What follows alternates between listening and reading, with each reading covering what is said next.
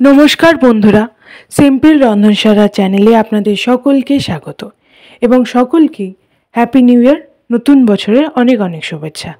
এবং এই happy new year উপলক্ষে আজ আমি আপনাদের সঙ্গে একটি স্ন্যাক্স রেসিপি শেয়ার করতে চলেছি। তো চলুন বন্ধুরা দেখে নিই কীভাবে আমি এটা বানাচ্ছি।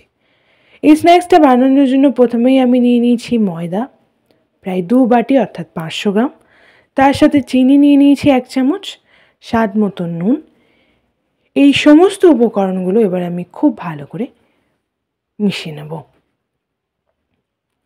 চিনি এবং নুন পুরোটা খুব ভালো করে ময়দার সাথে মিশিয়ে নেওয়ার পর এবার আমি অল্প অল্প জল দিয়ে এটার একটা ডো বানাবো।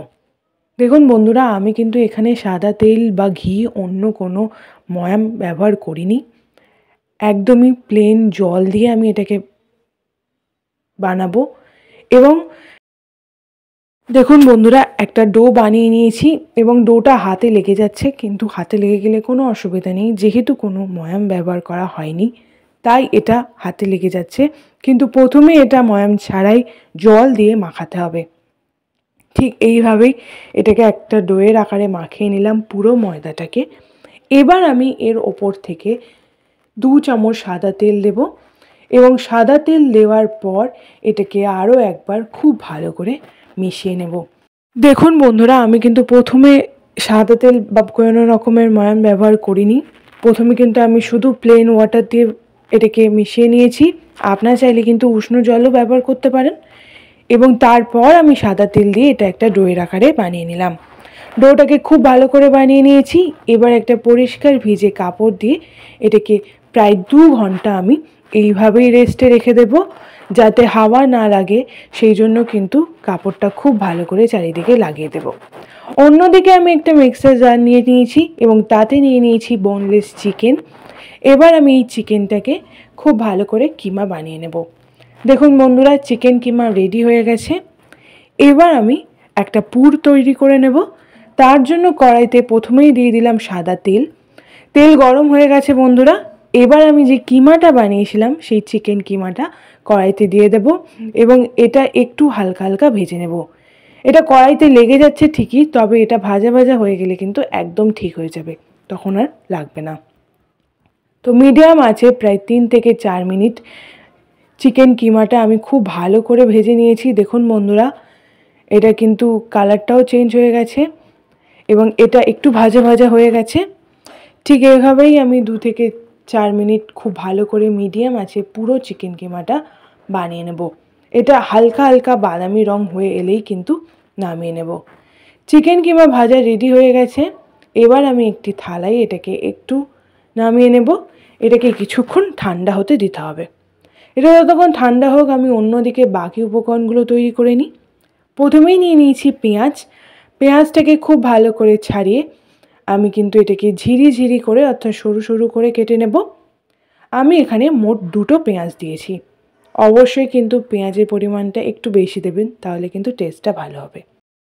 এবার আমি আদা রসুনের পেস্ট বানিয়ে নেব। তার জন্য মিক্সারে রসুন এবং আদা, রসুন আমি দিয়েছি একটা বড় কোয়ার পুরোটা এবং আদা দিয়েছি 150 গ্রাম। এটা দিয়ে সামান্য পরিমাণে জল দিয়ে দুটোকে একসঙ্গে আমি পেস্ট বানিয়ে নেব। এবার কড়াইতে সাদা তেল দিয়ে তেল গরম হয়ে গেলে ঝিরিঝিরি করে কেটে রাখা পেঁয়াজ কুচিটা দিয়ে দেব। পেঁয়াজটা একটু হালকা হালকা করে লাল লাল করে ভেজে নিতে হবে বন্ধুরা।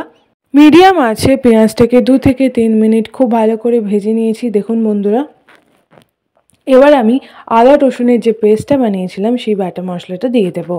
প্রায় বড় চামচের 1 চামচ দিয়ে দিয়েছি।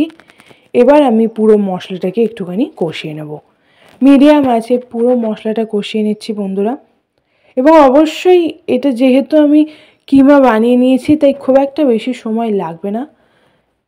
আদা রসুন পেঁয়াজটা ভাজা ভাজা হয়ে গেছে। এবার আমি আগে থেকে 2টো আলু সিদ্ধ করে নিয়েছিলাম, সেই আলু সিদ্ধটা এবার আমি এতে দিয়ে দেব। আলু সিদ্ধ দেওয়ার পর এতে আমি চিকেন কিমাটাও দিয়ে দিলাম।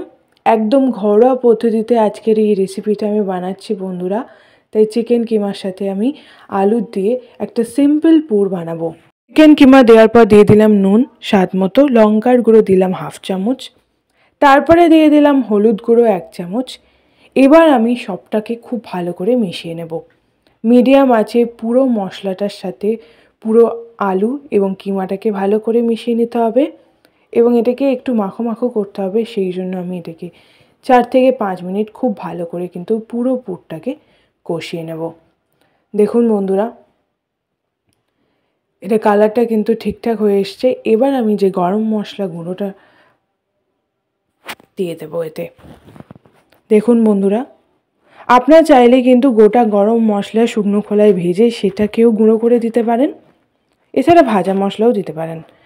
এবার আমি আরও 1 মিনিট পুরো পুরটাকে খুব ভালো করে মিশিয়ে নেব যাতে মশলার কাঁচা গন্ধটা চলে যায়। পুর রেডি হয়ে গেছে। এবার আমি এটাকে একটি থালায় নামিয়ে নিয়ে এটাকে ততক্ষণ ঠান্ডা হতেই অন্যদিকে আমি বাকি উপকরণটা বানিয়ে নিচ্ছি। প্রায় 2 ঘন্টার পর ময়দার ডোটা দেখে নেব। দেখুন বন্ধুরা, ময়দার ডো কিন্তু একদম পারফেক্টলি শেপড হয়ে গেছে। এবার আমি এটা থেকে লেচি কেটে নেব। দেখুন বন্ধুরা, আমি কিন্তু রুটির আকারে বা পরোটার আকারে বড় বড় করে লেচি কেটেছি। ঠিক একইভাবে আমি সমস্ত লেচিগুলো খুব ভালো করে কেটে নেব এবং একে একে লেচিগুলো থেকে রুটির আকারে বেলে নেব। প্রথমেই একটা লেচি নিয়ে নিয়েছি। এবার আমি এটাকে খুব ভালো করে বেলে নিচ্ছি। দেখুন বন্ধুরা, ধারগুলো যাতে ঠিকঠাকভাবে থাকে এবং ধারগুলো যাতে মোটা না হয় সেই দিকটা খেয়াল রাখতে হবে। পাতলা করে একটু বড় আকারে রুটিটা বেলে নিচ্ছি। এটা কিন্তু খুব একটা গোল হচ্ছে না, তবে মোটামুটি একটা শেপ দেওয়ার চেষ্টা করছি। এইভাবে আমি বাকিগুলোকেও বেলে নেব। এবার আমি একটা লেয়ারিং করব, তার জন্য নিয়ে নিয়েছি একটা বড় সাইজের রুটি। তার উপর দিয়ে দিচ্ছি সাদা তেল এবং ময়দার গোলা। সাদা তেল এবং তার সাথে ময়দার একটা পাতলা ব্যাটার তৈরি করে নেবেন বন্ধুরা। সেই ব্যাটারটাই কিন্তু আমি এখানে বানিয়ে নিয়েছিলাম, সেটাই এখন ময়দার ওপর দিয়ে দিচ্ছি। রুটির ওপর ব্যাটারটা দেওয়ার পর আরও একটা রুটি এর ওপর আমি দিয়ে দিলাম। এবার এর ওপরও একইভাবে সাদা তেল এবং ময়দার ব্যাটারটা দিয়ে দেব। এখানে আমি 4 চামচ সাদা তেল এবং 1 চামচ ময়দা নিয়ে নিয়েছি এবং সেটা দিয়ে কিন্তু একটা ব্যাটার মতো তৈরি করে নিয়েছি। এইভাবেই এক এক করে আমি সমস্ত রুটিগুলোকে খুব ভালো করে লেয়ার তৈরি করে নেব। এতে কিন্তু অবশ্যই যে স্ন্যাক্সটা আমরা বানাতে চলেছি সেটা একটা লেয়ারিং তৈরি হবে এবং এই যে সাদা তেল এবং ময়দার ব্যাটারটা দিচ্ছি তার জন্য কিন্তু এটা ক্রিস্পিও হবে এবং শীতের বিকেলবেলা নিউ ইয়ার স্পেশাল স্ন্যাক্স রেসিপিতে আপনারা কিন্তু বাড়িতে এটা অবশ্যই ট্রাই করতে পারেন। তো এভাবেই একইভাবে আমি সমস্ত লেয়ারটাকে বানিয়ে নিয়েছি এবং একে একে সমস্ত রুটিগুলোকে পরপর এইভাবে লেয়ারে বানিয়ে নিয়েছি। দেখুন বন্ধুরা, সব শেষে রুটিটা দেওয়ার পর চারিদিক থেকে আমি একটুখানি হাত দিয়ে চেপে চেপে দেব এবং একটা দিক থেকে ঠিক এইভাবেই পাকিয়ে পাকিয়ে রোল করে নেব। দেখুন বন্ধুরা, এবং হাত দিয়ে এটাকে একটুখানি রোল করে নেব। এবার আমি এটাকে খুব ভালো করে লেচি কেটে নেব। সমান আকারে লেচি কেটে নিচ্ছি বন্ধুরা, তবে এই লেচিগুলো একটু বড় সাইজের কাটবো। সমান সাইজের লেচিগুলো কেটে নিয়েছি বন্ধুরা এক এক করে। দেখুন, অবশ্যই খেয়াল রাখবেন ময়দার ডোটা যেন ঠিকঠাকভাবে মাখানো হয়। এবার আমি লেচিটাকে বেলে নেব। আমি এখানে সাদা তেল দিয়ে বেলে নিচ্ছি। দেখুন বন্ধুরা, একটা বড় সাইজের রুটি বানিয়ে নিয়েছি এবং একটি ছুরির সাহায্যে চারদিকটা ঠিক এইভাবেই কেটে নিয়ে একটা চৌকো বা চতুর্ভুজ আকারে বানিয়ে নেব। অবশ্যই খেয়াল রাখবেন কর্নারগুলো যাতে পাতলা হয় এবং এটা যাতে ছিঁড়ে না যায় বা কোথাও রুটিটা ফেটে না যায় সেই দিকটাও খেয়াল রাখতে হবে। এবার আমি যে কিমার পুরটা বানিয়েছিলাম সেই পুরটা রুটির মাঝখানে দিয়ে দিয়েছি এবং অন্য কর্নারটা ঠিক এইভাবে জুড়ে দিয়ে একটা ত্রিভুজ আকারের প্যাটিসের মতো আমি বানিয়ে নেব। ধারগুলো খুব ভালো করে মুড়ে দেবো। খেয়াল রাখতে হবে ভেতরে যাতে এয়ার না থাকে এবং অবশ্যই পুরটা যাতে ঠাসা হয় সেই দিকটাও খেয়াল রাখতে হবে। একটা বানিয়ে নিয়েছি, এইভাবে আমি বাকিগুলোকেও বানিয়ে নেব। দেখুন বন্ধুরা, ঠিক একই পদ্ধতিতে রুটিটাকে খুব ভালো করে বেলে নিচ্ছি। ধারগুলোকে খুব ভালো করে বেলে নিতে হবে দেখুন বন্ধুরা, আপনারা কিন্তু লেয়ারটা হয়তো অল্প অল্প দেখতে পাচ্ছেন। এইভাবেই পুরো প্রসেসটা আমি বানিয়ে নেব। ধারগুলোকে খুব ভালো করে বেলে নেব, কোনো দিকটা মোটা বা কোনো দিকটা সরু যাতে না থাকে, সব দিকটা যাতে সমান থাকে সেই দিকটা খেয়াল রাখতে হবে। এবার আমি পুরটা দিয়ে ঠিক একইভাবেই ত্রিভুজ আকারের বানিয়ে নেব। দেখুন বন্ধুরা, আপনারা কিন্তু একটি চামচের সাহায্যেও কিন্তু এর চারদিকটা মুড়ে দিতে পারেন। বন্ধুরা অবশ্যই খেয়াল রাখবেন যাতে ভেতরে হাওয়া না থাকে এবং পুরো পুর দিয়ে ঠাসা হয়। তো এভাবেই আমি বানিয়ে নিয়েছি। এবার এগুলোকে ভেজে নেব। তার জন্য কড়াইতে দিয়ে দিলাম সাদা তেল।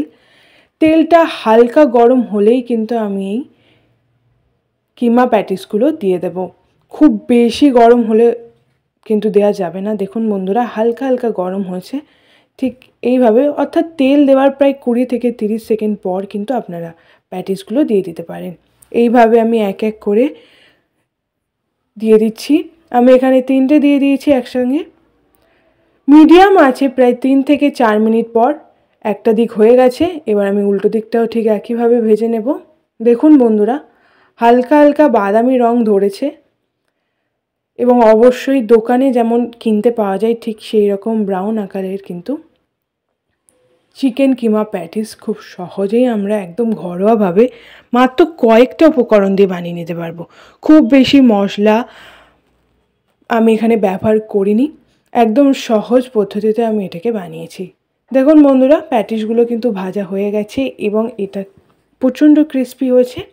এবার আমি একে একে এগুলোকে প্লেটে তুলে নেব। দেখুন বন্ধুরা, দেখতে দারুণ হয়েছে এবং আশা করছি খেতেও খুব ভালো হবে, খুবই টেস্টি হবে এবং শীতকালের সন্ধ্যের জলখাবারে কিন্তু এটা একদম জমে যাবে। তো একে একে আমি সমস্ত চিকেন প্যাটিসগুলো বানিয়ে নেব।